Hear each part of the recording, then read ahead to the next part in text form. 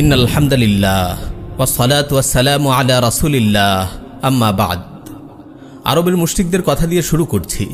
মহান আল্লাহ তাআলা কোরআন মাজিদে আরবের মুশরিকদের একটি অবস্থা তুলে ধরেছেন। আরবের মুশরিকদের রীতি ছিল বড় আজব। যখন সাগরে উত্তাল ঢেউ তরঙ্গে বেষ্টিত হয়ে পড়ত এবং সাক্ষাৎ মৃত্যুর সম্মুখীন হতো, তখন তাদের কোনো মূর্তির কথা স্মরণ হতো না, দেবদেবীর কথাও না। তখন সাহায্যের জন্য কেবল আল্লাহ তাআলাকেই ডাকত। কিন্তু আল্লাহ তাআলার রহমতে যখন প্রাণ নিয়ে তীরে পৌঁছতে সক্ষম হতো, তখন তাকে ছেড়ে আবার সেই প্রতিমাদের পূজায় লিপ্ত হতো।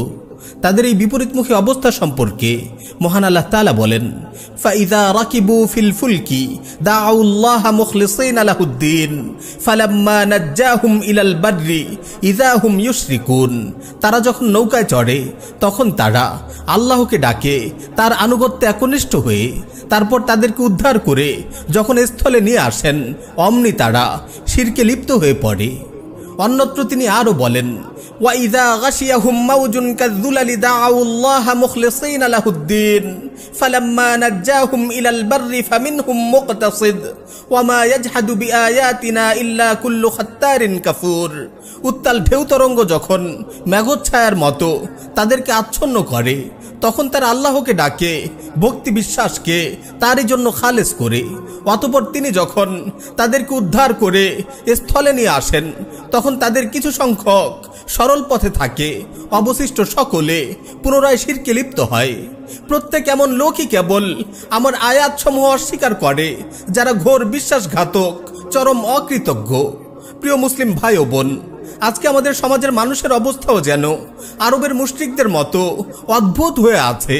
আমরা প্রচণ্ড বিপদের সময় গভীরভাবে ইসলামকে আঁকড়ে ধরি, আল্লাহকে ডাকি এবং আল্লাহকে একমাত্র উদ্ধারকারী হিসেবে বিশ্বাস করে তার কাছেই বিনীত হই।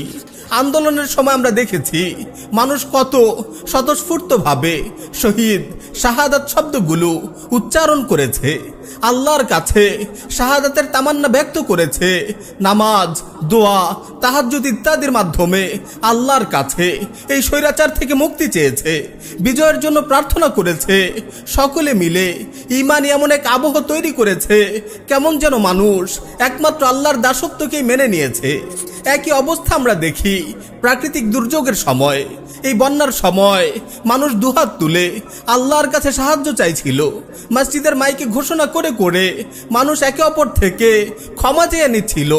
সবাই তাওবা ইস্তেগফার করছিল, আল্লাহর দিকে ফিরে আসার ঘোষণা দিচ্ছিল, আবার আল্লাহর জন্য একে অপরের সাহায্যে এগিয়ে আসার আহ্বান জানাচ্ছিল। এই যে তাওবা ইস্তেগফার, মুনাজাতের কান্নাকাটি, বিপদ থেকে মুক্তির জন্য কাকুতি মিনতি, একে অপরের কাছে সাহায্যের আহ্বান, একে অপরকে সবরের ওসিয়ত করে সান্ত্বনা দেয়া, এই সবই তো হচ্ছিল আল্লাহ রাব্বুল আলামিনের নামে। আসলে বিপদের মুহূর্তে আমরা ঈমানকে আঁকড়ে ধরি। আমাদের অবস্থা দেখলে মনে হয় আমরা পাক্কা ঈমানদার হয়ে গেছি।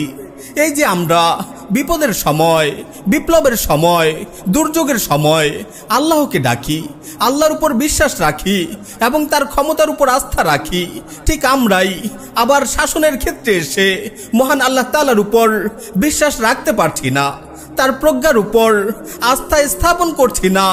আমরা এখানে এসে আল্লাহকে ভুলে বসছি, তার দেয়া শাসন ব্যবস্থাকে প্রত্যাখ্যান করছি, তার শরিয়াকে অবজ্ঞা করছি। শাসনের ক্ষেত্রে এসে আমরা মানুষের তৈরি আইন ও সংবিধানের উপর বিশ্বাস ও আস্থা স্থাপন করছি, মানুষের বানানো শরিয়াকে কামনা করছি। আমরা দুঃসাহসের সাথে কথা বলে বেড়াচ্ছি, ব্যক্তিগতভাবে আমি মুসলিম হলেও শাসনের ক্ষেত্রে আমি আল্লাহর আইন চাই না, শরিয়া চাই না। এটা কি আমাদের দ্বিচারিতা নয়? এটা কি আরবের মুশরিকদের মতো আল্লাহর প্রতি আমাদের বৈপরীত্য নয়? যে আল্লাহর ব্যাপারে আমরা বিশ্বাস করছি তিনি প্রকৃতি ও জগৎ পরিচালনা করেন, তিনি বিপদ থেকে উদ্ধার করতে পারেন, জুলুম থেকে মুক্তি দিতে পারেন, তিনি যে কোনো বিপ্লবকে সফল করতে পারেন, সেই আল্লাহর ব্যাপারে আমরা কেন এই বিশ্বাস ও আস্থা রাখতে পারছি না?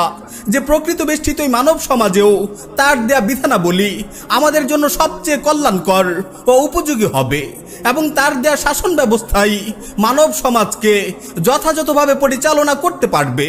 তিনিই তো প্রকৃতি সৃষ্টি করেছেন, তিনিই তো মানব সমাজ সৃষ্টি করেছেন। তবে সৃষ্টি জগৎ ও মানব সমাজের কল্যাণ সম্পর্কে তিনিই কি সবচেয়ে ভালো অবগত নন? আল্লাহ তাআলা কি বলেননি যে আলা লাহুল খালকু ওয়াল আমর, সৃষ্টিও তার, বিধানও হবে তার? তিনি কি আমাদের প্রশ্ন করেননি আফা হুকমাল জাহিলিয়্যাতি ইয়াবগুন ওয়া মান আহসানু মিনাল্লাহি হুকমান লিকাউমি ইউকিনুন? তারা কি জাহিলি যুগের আইন বিধান চায়? দৃঢ় বিশ্বাসী সম্প্রদায়ের জন্য আইন বিধান প্রদানে আল্লাহ হতে কে বেশি শ্রেষ্ঠ? মহান আল্লাহ তাআলার এত সুস্পষ্ট ঘোষণা ও প্রশ্নের পরও কিভাবে আমরা তার দেয়া বিধিবিধানকে পশ্চাতে নিক্ষেপ করছি? কিভাবে আমরা গণতন্ত্র, সেকুলারিজমকে তার দেয়া শরিয়তের উপর প্রাধান্য দিচ্ছি, সেগুলোকে শাসন ব্যবস্থা হিসাবে উত্তম মনে করছি? অথচ আল্লাহ তাআলা বলছেন, আমরা যদি প্রকৃতপক্ষে আল্লাহর প্রতি ঈমান আনি তবে আমাদের জন্য তার দেয়া জীবন বিধানই সবচেয়ে উত্তম ও কল্যাণকর হবে। তবে কি আমরা আল্লাহর প্রতি ঈমান রাখি না?